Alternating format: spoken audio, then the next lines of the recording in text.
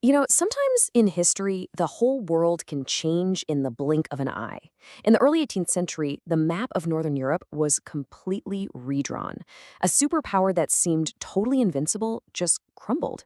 And a nation everyone had written off as a backwater suddenly woke up and became a new global force. This is that story. The story of how one empire's spectacular fall led directly to another's incredible rise. It's a question we ask all the time, right? How does a superpower actually collapse? How could a nation with one of the most feared armies on the planet just fade away from the top tier of world players? Well, it's because to understand the birth of the Russian Empire, you first have to understand the death of the Swedish one. The two stories are completely intertwined. And wow, what a fall it was. Think about it. In 1648, Sweden was at the top of its game. It was the master of the Baltic, a guarantor of European peace. A little over 70 years later, that empire was gone, just dismantled. The collapse was swift, it was total, and it all came down to one single pivotal moment. And that moment, it has a name: Poltava. It's a name that would go down in history, synonymous with a shocking, world-altering upset. This wasn't just any battle. It was the battle that turned the entire established order completely on its head. So picture this. Deep in what is now Ukraine, two legendary armies are about to face off. You've got the fearsome Swedish army, led by their famous warrior king, Charles XII. And on the other side, the ambitious Russian Tsar, Peter the Great. And the outcome? It was just unthinkable. The unstoppable Swedes weren't just beaten, they were absolutely annihilated. So how did this happen? Well, to answer that, we've got to rewind a bit and look at what made Sweden such a powerhouse in the first place. All right, so what was Sweden's secret sauce? How did this, relatively small nation become the undisputed boss of Northern Europe?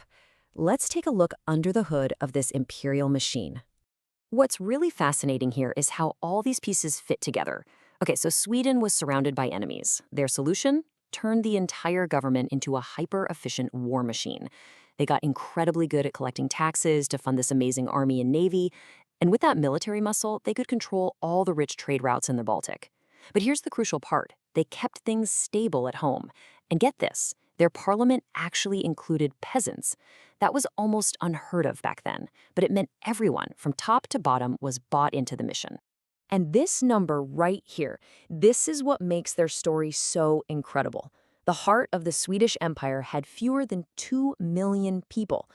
To put that in perspective, rivals like Russia had 10 times that many. I mean, Sweden was punching way above its weight class, but, and there's always a but, right? All that amazing success was hiding a massive, fatal flaw in its design. You see, Sweden was what historians call a conglomerate state. Now, that's a fancy term, but all it really means is that their empire wasn't one solid chunk of land. It was all these different territories scattered around the Baltic Sea. That made it fragmented, overstretched, and super, super difficult to defend if it got attacked from multiple directions at once. And that vulnerability, well, its biggest rival was paying very close attention.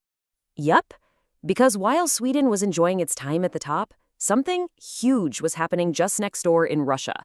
A full-blown revolution, really, all driven by the massive ambition of one guy, Peter the Great.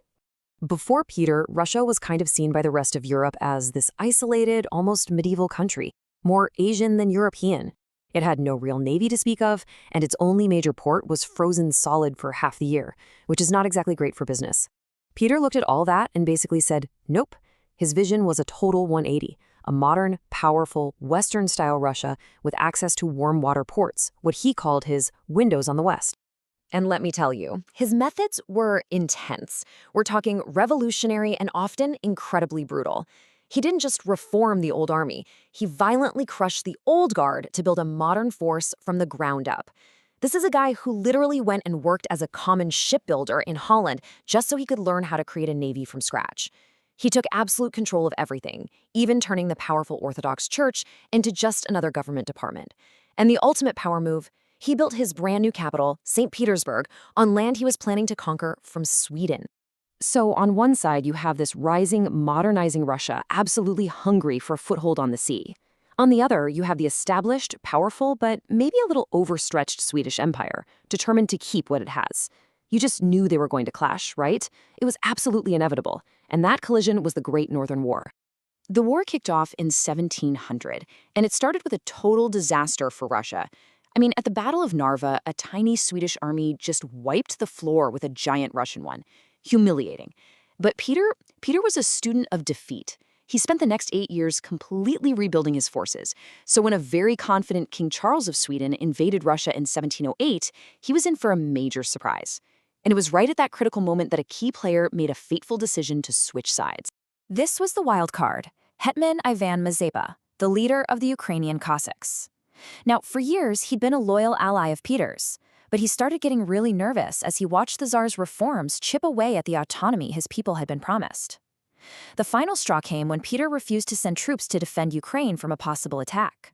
For Mazepa, that was the ultimate betrayal.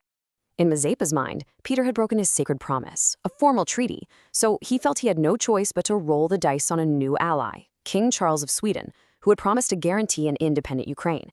It was a massive gamble. And, as we'll see, it was a gamble that would backfire spectacularly. So let's break it down. Why did Sweden lose so badly at Poltava? Well, first, Peter used Russia's greatest weapon, its sheer size. He lured the Swedes deeper and deeper into the country, stretching their supply lines and letting the brutal Russian winter do its thing. Second, resources. Russia had so many people it could lose a huge battle and just raise a new army. Sweden couldn't do that. Third, Peter's new army was the real deal now, nothing like the one that got crushed years earlier. And finally, remember that fragmented empire? Yep. While Sweden was bogged down in Russia, all its other enemies pounced. It was the perfect storm. The Battle of Poltava didn't just shatter the Swedish army, it basically ended the war right then and there. The peace treaty that eventually came was just the paperwork, making it all official and marking the beginning of a totally new order in Europe. And that treaty, the Treaty of Nystad, was just a complete and total humiliation for Sweden. The terms were brutal. Russia took all of Sweden's key territories on the Baltic coast: Livonia, Estonia, Ingria. This gave Peter exactly what he had wanted all along: his window on the west, now secured by his shiny new capital, St. Petersburg. And that's really the bottom line. The Great Northern War wasn't just another conflict, it was a changing of the guard. A great power fell, and another one, forged in war and revolution, rose up to take its place. Russia was now a major player in European politics, and it was a position it was going to hold for the next 300 years. It really leaves you with this one big question, doesn't it? When you look at everything Peter the Great did, the sweeping reforms, the brutality, the sheer force of will, you just have to wonder, how much of this entire story, the fall of one superpower and the birth of another, really came down to the unstoppable ambition of a single person? It's something to think about.